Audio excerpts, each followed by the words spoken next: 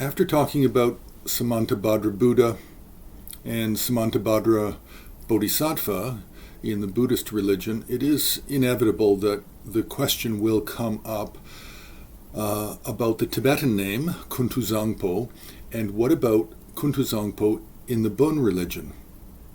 So yes, this is a source of confusion. It's already a big source of confusion in Buddhism between Samantabhadra the Buddha and Samantabhadra the Bodhisattva, who are unrelated to each other. And in Tibetan, they're called Kuntu Zangpo. And then in the Bon religion, again, we have not necessarily just one deity, but there is a possibility that there are a number of deities that are called Kuntu Zangpo, as well as the words Kuntu Zangpo can also be used in the Bon religion as an epithet. So it can be used as a term of respect or honor for other peaceful male deities, which again adds to the confusion.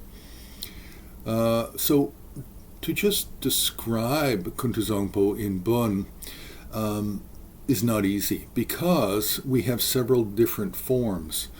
We have the appearance in a kind of a sanggye-like. Sanggye is a Tibetan word for Buddha.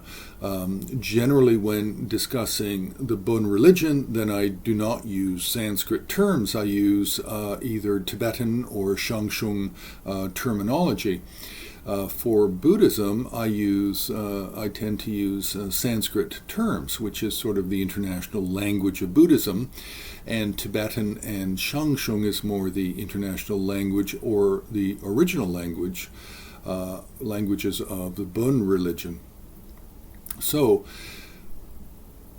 Kuntu Zangpo has one face, two arms. We don't really have much departure from that.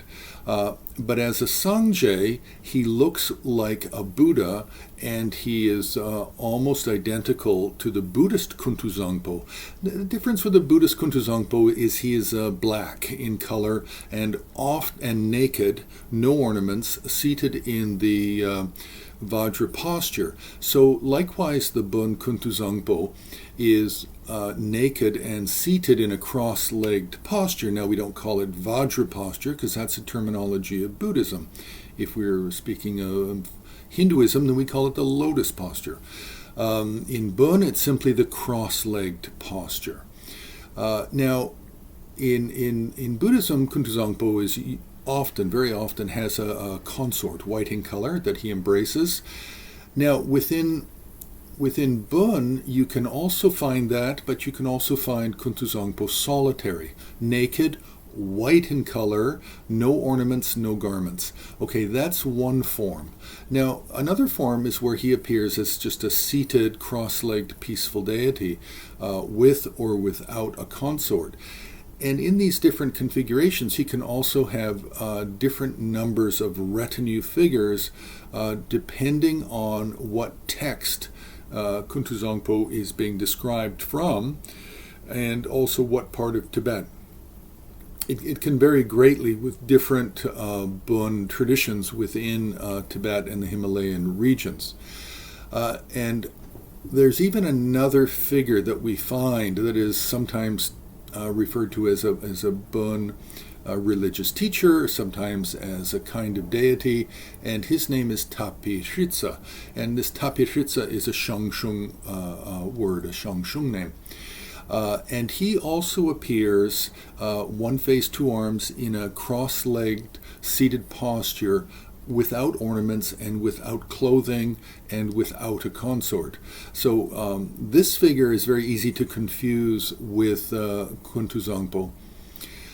So this is really one of the more head scratchers in Himalayan art, because with Bon Sarma, which is more the new Bon as opposed to the earlier Yungdrung Bon of the 11th, 12th, 13th, 14th century, with the new Bon Sarma, then you can also have Kuntu Zangpo, who's basically identical to Samantabhadra Buddha of Buddhism. You can have in Bon paintings scroll works and murals, you can have this Buddhist-like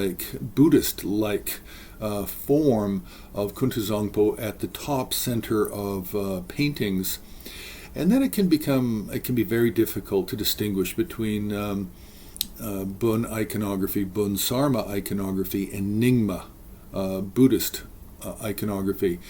So Kuntu Zangpo is a bit difficult because we have to separate right away Bön from Buddhist. Then we have to sort of wrap our heads around the idea of maybe trying not to use too many Sanskrit words when talking about Bön, and we don't want to use too many Shangshung words or other words with Buddhist figures.